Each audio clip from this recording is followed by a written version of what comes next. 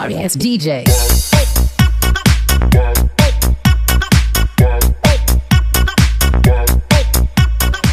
Panibagong vlog na naman po dito sa aking ginagawang munting bahay. At ayan, kung sa last video mga boss is naghakot lang tayo ng buhangin, tubig tsaka semento are hollow blocks. Ngayon naman boss, hinalo ko na po siya. Ayan na po, halo na po siya. Ang gagawin ko po ngayon mga boss, kung mapapansin nyo na naman yung ating pinapapansin palagi, ayan. Yang mataas na po yung ating patong mga boss, kaya naglagay na po tayo ng mga tungtungan boss kung saan tayo aapak, kung saan tayo tutungtong. Yan na po, kasi kailangan ko na pong maglagay talaga ng tungtungan dahil alam nyo naman po, mataas na yan. Kailangan na nating kung sakali kailangan talaga na natin ng helper or kasama.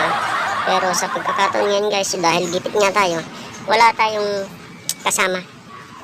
Dahil ito'y sariling bahay natin mga boss, tayo lang yung gagawa. Syempre kung magkano lang yung budget natin, iuubos ko lang po yung mga 2 semento pa mga boss. Try kong pataasan pa ng 3 patong to mga boss. Tara, sama tayo sa taas. Ayan mga boss, dito boss, ayan, mahangin ay lang.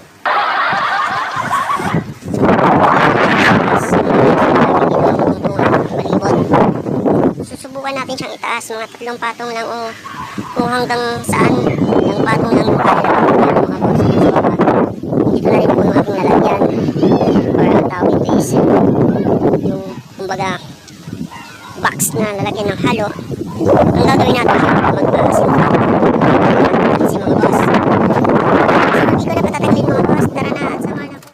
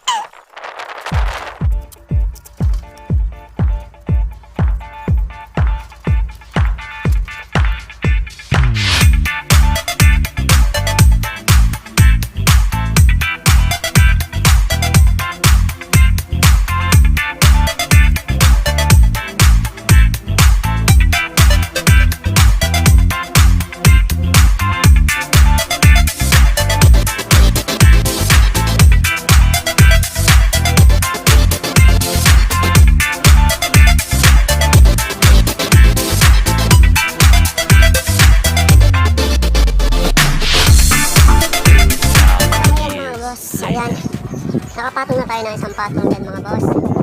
Hanggang sa dulo. Tapos ay susunod natin mga boss is dito naman. Pag mula rito sa post niya ito mga boss, ayan. Pag ganun naman tayo mga boss, pag ganyan naman tayo hanggang dun sa may bintana. Ayan.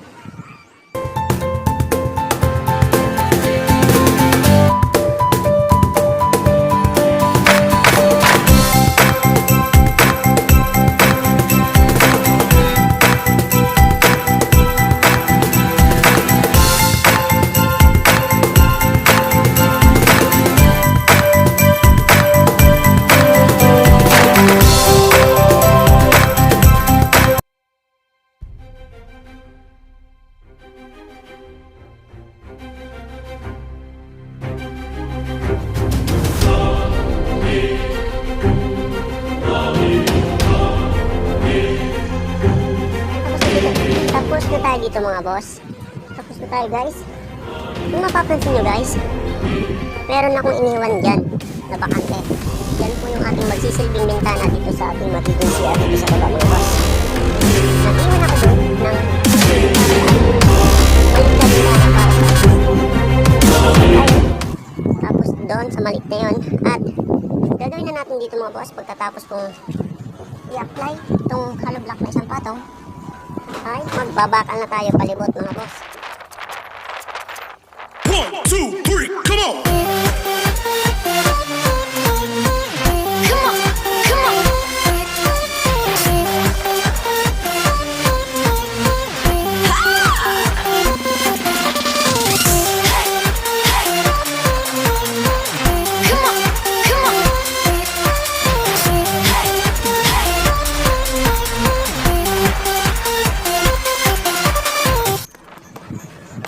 So ayan mga boss, napalibutan na po natin siya ng isang patong. Ang gagawin natin mga boss ngayon, dahil napalibutan na po natin siya ng isang patong palibot, ang mangyayari niyan mga boss, ang mangyayari niyan guys is, kukuha tayo ng bakal pang dawal palibot. Kumbaga, magmula ron mga boss, sa dulo, palibot yan mga boss, talagyan na po natin siya ng dawal. At kukuha na tayo sa labas. 5 minutes later. So ito yung ating bakal na gagamitin mamaya dun sa loob mga sir. Yung ating bakal, kakaunti na siya guys, dahil wala na tayong budget. Iuubos na lang po natin tong bakal na to, tapos yung dalawang supot na semento, tsaka yung mga ilan na hollow blocks. Pagkatapos nun syempre i-stop na po muna natin yung ating ginagawa dahil wala tayong pera. Kailangan muna natin magtrabaho. Pero syempre, sabi ko nga, syempre tulad ng sinabi ko guys, kapag ka nagkatrabaho ulit tayo, kumita ng medyo konting halaga, syempre tutuloy natin itong ating ginagawa. Pero sa ngayon, itong 4 na bakal na lang ito muna. Pag naubos, tsaka yung dalawang supot na semento, pag naubos yun mga sir, at pag naubos yun guys, syempre i-stop ko muna ito ang ating ginagawa. Maghahanap muna tayo ng trabaho para makaipon ng konti.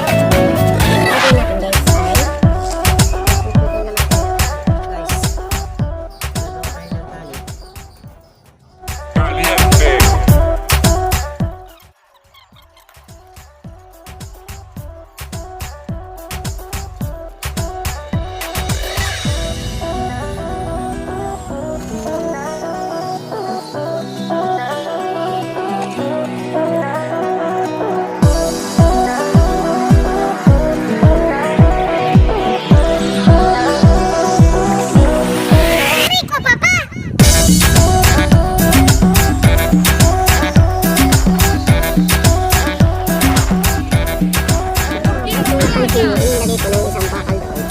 Ang gagawin na lang natin dito guys, is tatalian natin siya ganito.